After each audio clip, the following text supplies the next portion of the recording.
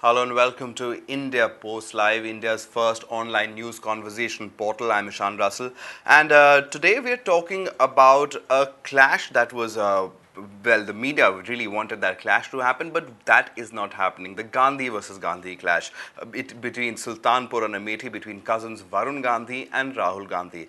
Well, it's been set up rather well for the election of 2014. Let's first take you through the story.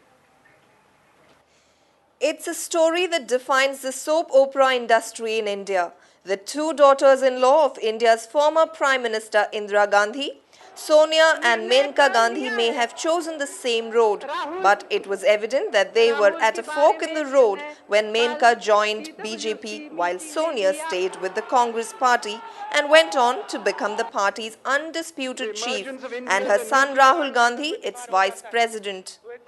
Rahul, however, is said to have a soft corner for his cousin Varun Gandhi. But Varun's provocative speech in Pilibhit during the 2009 general elections put both of them at the end of the political spectrum. Varun even spent a few weeks in jail for his hate speech but went on to win Pilibhit for the BJP. With Varun now having shifted to Sultanpur, the neighbouring seat of Amethi, he surprised everyone when he praised his cousin Rahul for taking up developmental projects in Amethi. However, subject to party pressure or other reasons, he later went on to clarify that he had not praised his cousin. Was it a faux pas or was it genuine praise for his older cousin? Whatever the reason, the timing of Varun's comment has set tongues wagging, as many supporters of the Gandhi family would love to see a reunion of the two estranged families, which could put to shame Ekta Kapoor's daily soaps. And you too can join in the conversation. IndiaPostLive.com is the name of the website. You can log on over there and post your comments. We'd love to have you on Skype as well if you want to ask our experts anything. Also, hashtag IndiaPostLive to your tweets to join in the conversation. Today in the studio with me, we have Purnima Joshi. She's the political editor of the Hindu Business Line, and Mr. Vinay Sahasrabudhe. He's, of course, a senior BJP leader. Vinay, I'll start with you. As far as Varun Gandhi goes, what's the BJP's plan? Because this is a little bit disconcerting in the midst of an election when you want everybody in your party doing an all-out attack against what you call the dynasty politics. You have a cousin of the same dynasty not falling in line. I think this being a cousin has attracted so much of media attention. Frankly speaking, too much is being read between the lines, which the statement doesn't deserve that. And Mr. Varun Gandhi, who is the party general secretary, has also come out with some kind of an explanation, telling that he was just giving an example, and since the example of the nearby constituency was perhaps easy to give, he gave an example, but he was essentially talking about women empowerment and the self-help groups. And simply to give an example, perhaps he referred to whatever happening in Amethi. But then you must also understand that there are several statements made by several leaders and their relatives as well.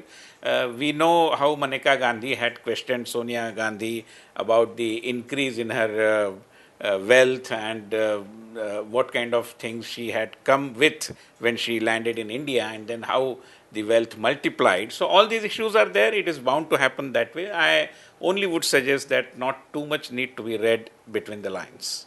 Purnima, is too much being read between the lines or not enough being read between the lines? Well, I'm not surprised that it is become an issue because he's right that it's in the larger context it doesn't really make a difference to the BJP's campaign or to the way the Congress. I mean, there is no question of any patch up between the two Gandhis as far as I can make out. They are contesting on the BJP and the Congress ticket, but the attention would be there. I mean, they are the stars of Indian politics. I mean, they belong to a certain kind of family, so BJP shouldn't be surprised either. And what I think, the subtext of it is that although Mr. Gandhi is, Varun Gandhi especially, is known to make these kind of speeches, once in a while he throws a stone in the water and there are ripples, but what it does tell me as someone who watches the BJP is a slight amount of discontent and the feeling of being left out by a lot of people,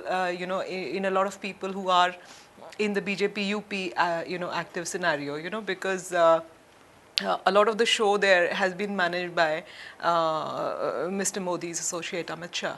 He's the party general secretary also, So in the distribution of tickets as well as how the campaign is conducted, a lot of people are not really feeling part of it. So I think this may, and Varun Gandhi and his own sense of importance, in the BJP, that may be partly the reason behind this kind of outburst. Is that so? Because Varun Gandhi doesn't seem to be fond of Mr. Modi. I mean, it doesn't refer to him in any of his speeches. He called the Kolkata big. The BJP was calling it one of the biggest rallies, and he said no, it wasn't that big. So a little bit of a difference as far as Varun Gandhi and the BJP goes.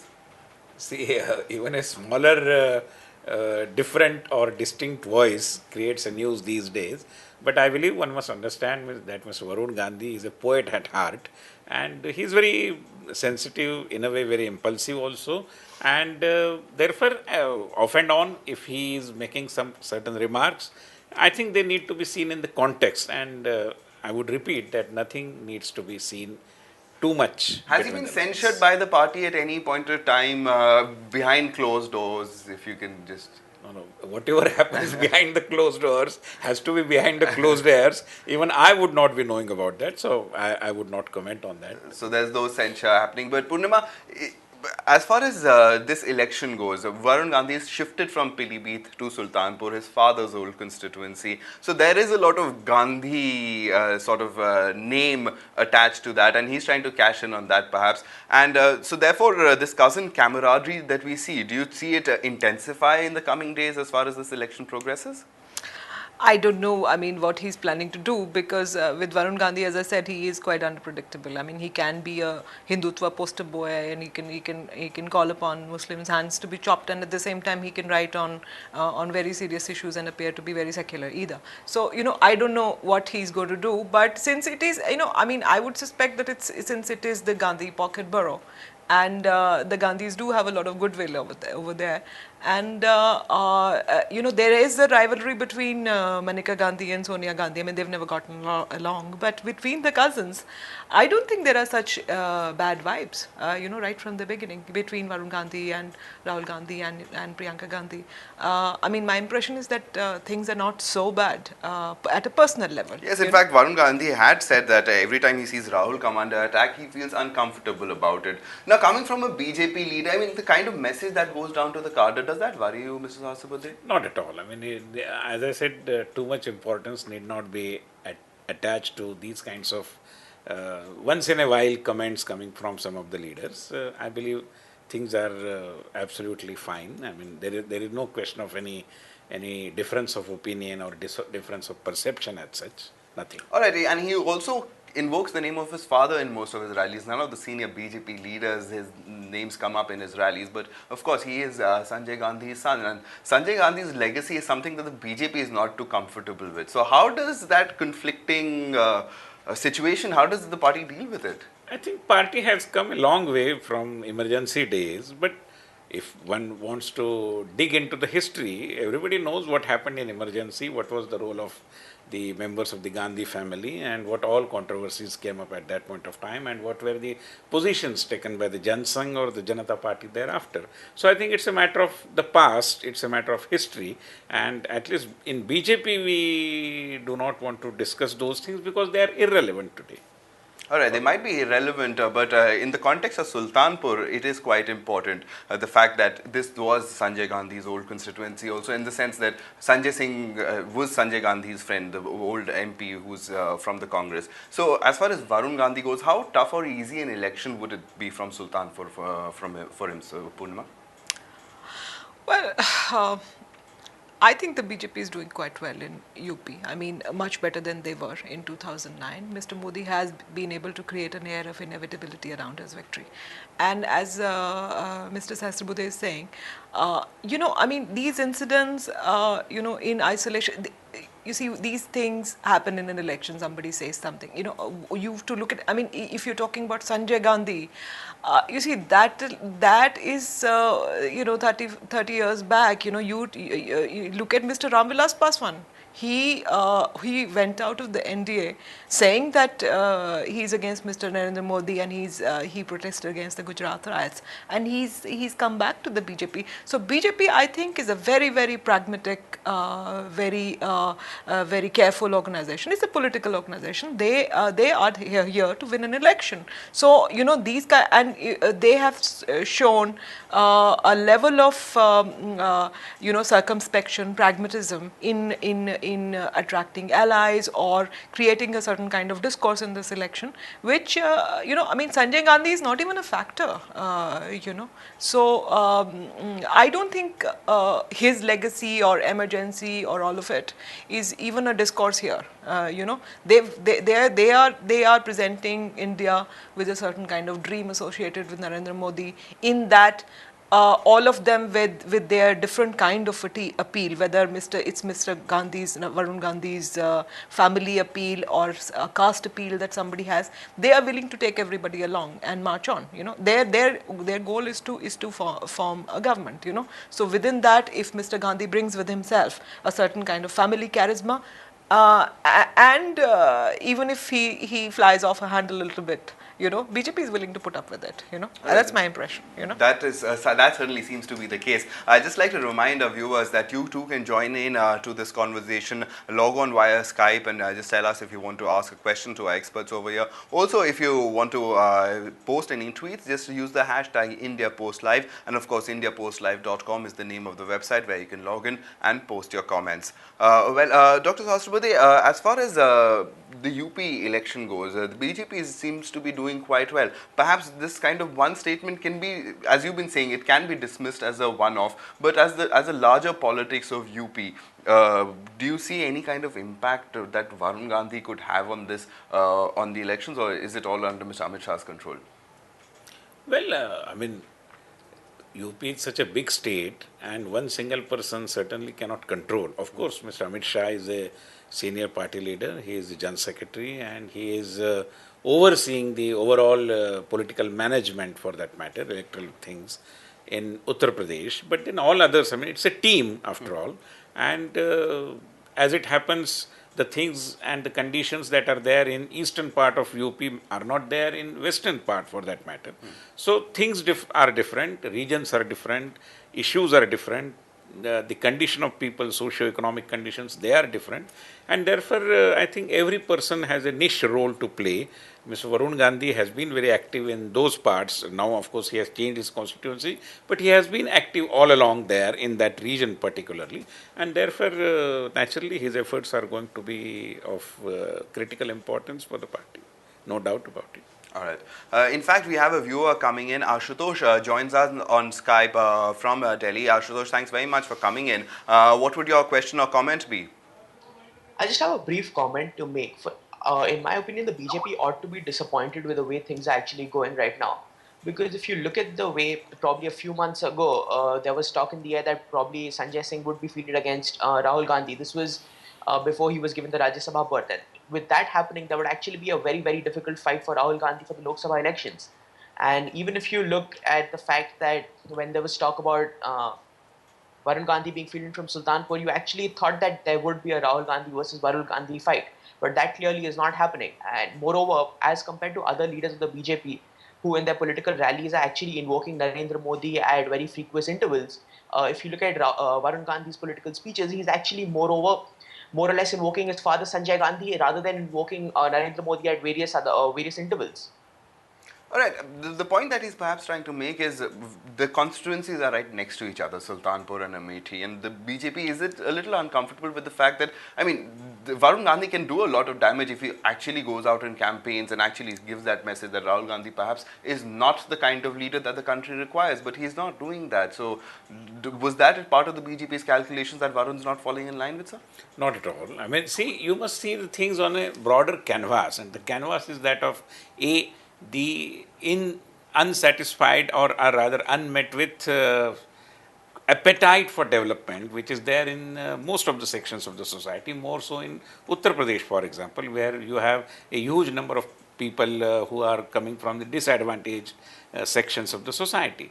And therefore that appetite for development, it's something which Mr. Modi and all the things that he has been saying has really touched upon, and he has caught the imagination of the people. People look at him as a savior kind of somebody who is certainly able to bring in the kind of development. He is in fact the symbol of aspirational India for that matter.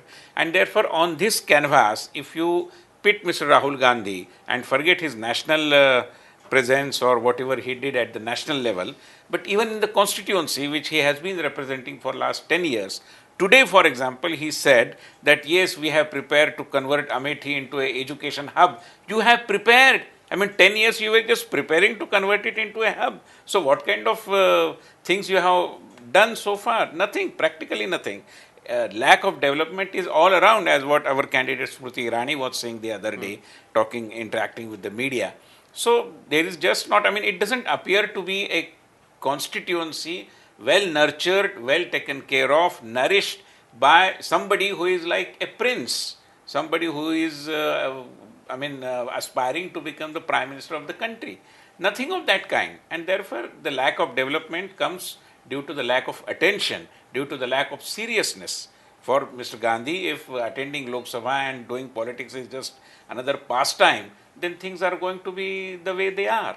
And people have realized this, and therefore I don't think there is any question of multiple voices emanating at all. All right, Purnima, as far as Amethi goes, Rahul Gandhi must be feeling a little comfortable because it was quite nervous when Sanjay Singh was in rebellion mode and Varun Gandhi was expected to fight from Sultanpur. But those fears, I mean, Sanjay Singh's been moved to the Rajya Sabha on a Congress ticket and Varun Gandhi is not making any comments against him from the neighboring constituency. So for Rahul Gandhi, the Amethi election, other than the Smriti Irani factor and Kumar Vishwas, the other extraneous factors have been removed to a certain extent, haven't they? Yeah, well, I think Rahul Gandhi has more to worry about than just Varun Gandhi in that seat. The fact is that the Congress didn't do too well in Amethi in the Vidhan Sabha elections.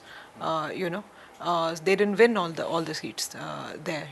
So that must be, and Sanjay Singh was pacified by the Congress. I think that was primarily the reason, because they could see the ground shifting a little bit. Having said that, I think Rahul Gandhi is still quite comfortable there, and Smriti Irani is a good candidate. She has a certain kind of appeal among the middle class, as a bahu, and she's a certain kind of star appeal, and combined with that, she's a very, very articulate candidate. So I think all these issues that Mr. Sahasrabudhe is talking about, lack of development, etc., she will be able to articulate that in a forceful manner. So I don't think Smriti Irani you should dismiss just like that. I think she'll put up the idea. I think is not to win Amethi, although that is what the BJP might be claiming. But the idea is to put up a good fight, like Sushma Swaraj did against, and that is an analogy that you should ponder over. I mean, the fact is that Sushma Swaraj. Look at the subtext of this election. Sushma Swaraj is a bit sidelined. She was the woman face of the BJP. She was the bahu. She was the beti. She's in Madhya Pradesh. She's fighting an election where she's not really canvassing for Mr. Modi. She's canvassing for BJP. She's making their fine distinction.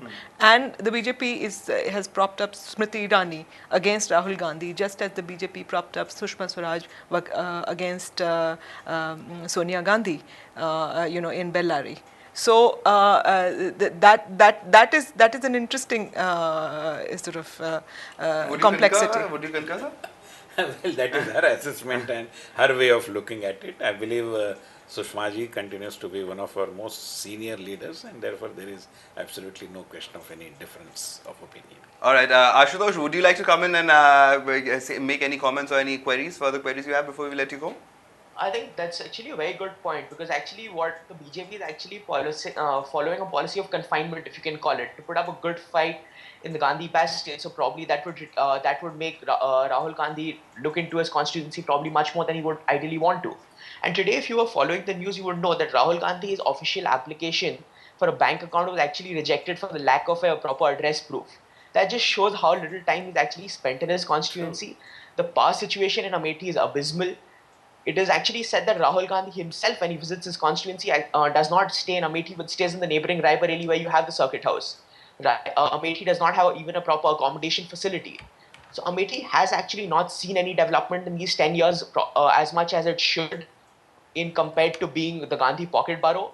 And I think it is high time that people actually vote for development All rather right. than just voting for the Gandhi name.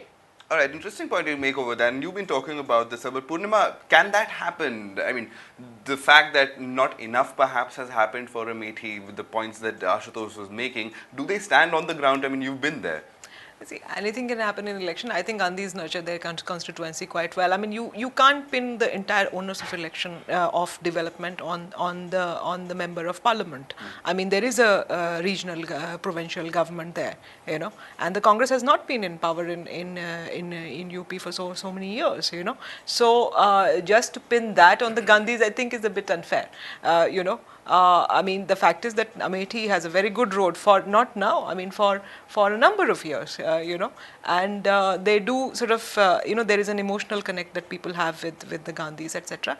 But there is a certain kind of dominant discourse. I agree with Ashutosh to the extent that in this election, what the BJP has succeeded in doing is to create a dominant discourse, which basically reminds people of the chaos around them, of the lack of development around them, and project Mr. Modi as some kind of messiah who'll deliver the goods. Now that remains to be seen whether it, but he has a certain kind of track record in Gujarat. So he is claiming that antecedent and presenting himself as somebody who will deliver development. He has not talked Hindutva, he has not talked divisive politics. He is talking about regional issues. He is going to each constituency and talking about specific issues concerning that constituency, while he projects himself as somebody who can deliver the goods. So I think that's what the BJP has been able to do. Right. No, I would say that maybe it's too early to say anything, but I would not be surprised if Rahul Gandhi is defeated in Amethi. There are two clear reasons for that. I agree with Purnima that Congress was never ruling in Uttar Pradesh in the recent past.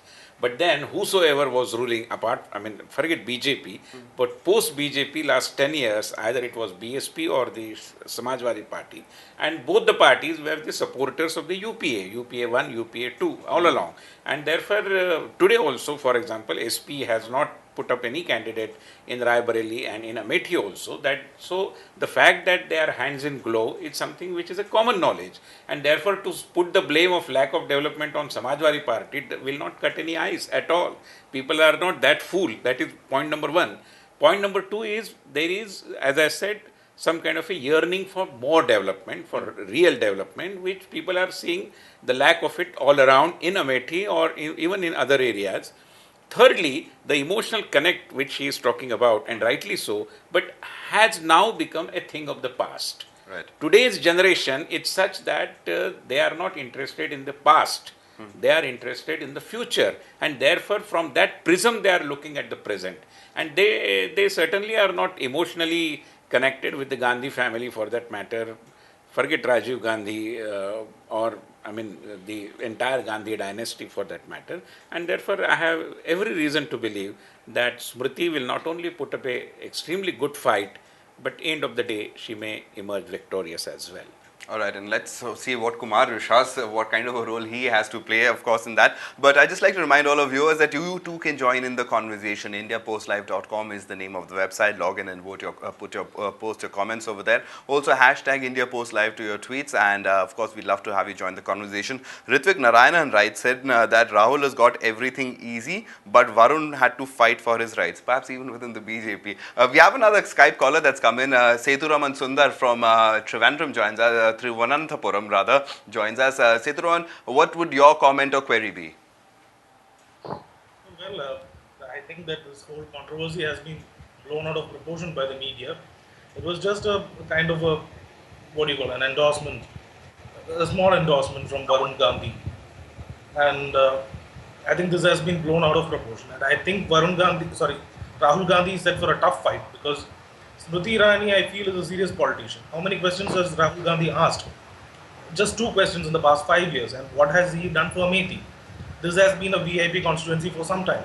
His uncle represented Amethi, his father represented Amethi, his mother represented Amethi, and he is representing Amethi for the past 10 years. and where and this how much they have done for the constituency. I think they have taken the people of Amethi for granted.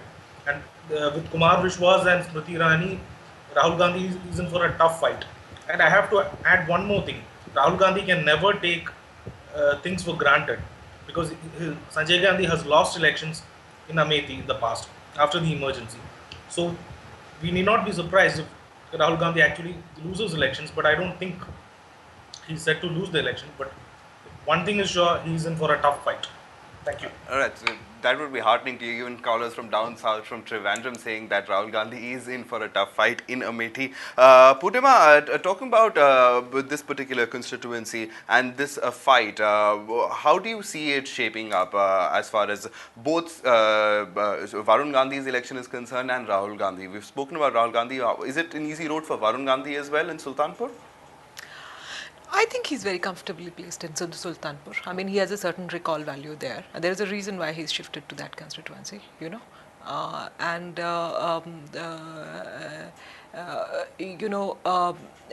He is, for all his various erratic comments, he is someone who invokes a certain kind of emotion in people. People connect with him. So he's not a bad candidate, you know, and he is. I think he's quite comfortably placed in Sultanpur.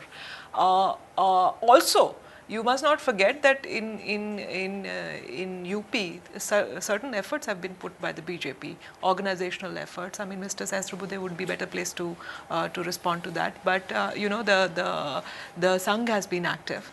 You know, this election, everybody is putting their best foot out. Mr. Modi is contesting from Varanasi. So a certain kind of atmosphere has been created by the BJP, which was not there in the last election. You know, what's the big difference? What's the difference in strategy by the BJP? I mean, the Congress would say that the strategy was polarization and Muzaffarnagar happened. But what would you say? No, I think two things are very clear. Number one is some kind of a rainbow alliance that our people have been able to achieve in Uttar Pradesh. If you see the way candidatures have been given to the people representing several sections of the society, especially, as I said, the marginal groups as well. So that is point number one, which is very important in the context of UP especially. And also the issue of development, the lack of development, which is the central theme of the party's poll campaign this year.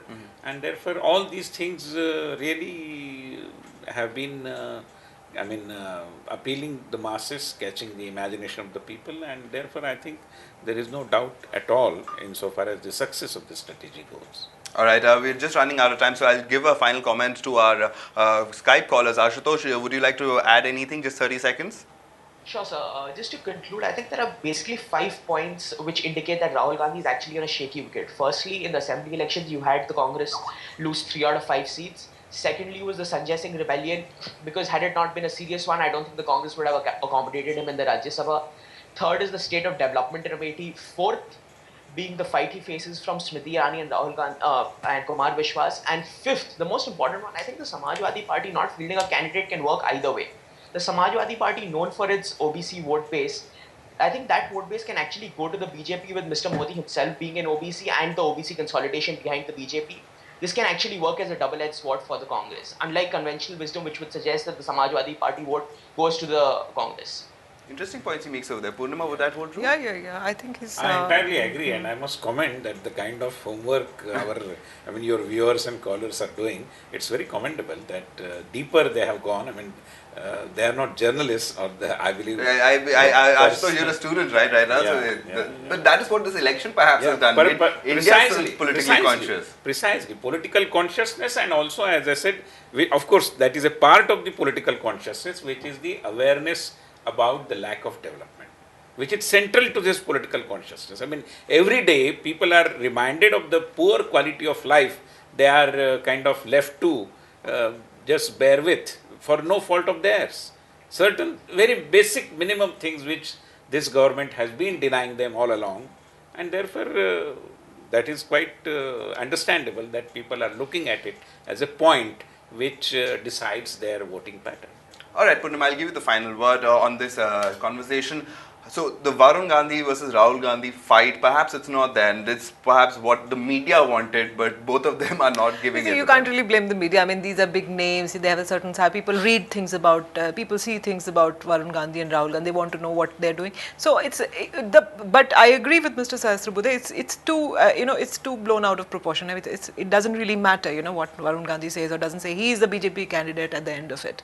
I think the larger issue here is that there is a certain kind of voter enthusiasm in this election. The election commission added 75 lakh voters in a day on the 9th of March. I mean, it's phenomenal, the voter enthusiasm, and that can never be a good a development for the ruling party. Right. If there is a yearning for people going out wanting to there come and out and vote, vote. yeah, it's not a good thing for the ruling party. Although elections are always inscrutable. I mean, I think even this is a very inscrutable election. Yeah. Well, on that note, we'll thank our Skype callers Ashutosh Poddar and Seturaman Sundar for coming in. We hope to have you join in the conversation more often. Of course, you too can join in the conversation. Hashtag India Post Live to your tweets and indiapostlive.com. You can log in there and post your comment. Mr. Sahasrabudhe, Purnima, thank you very much for coming in. It was a pleasure having you. Well, that's it on this conversation. We'll hope to have you back here very, very soon.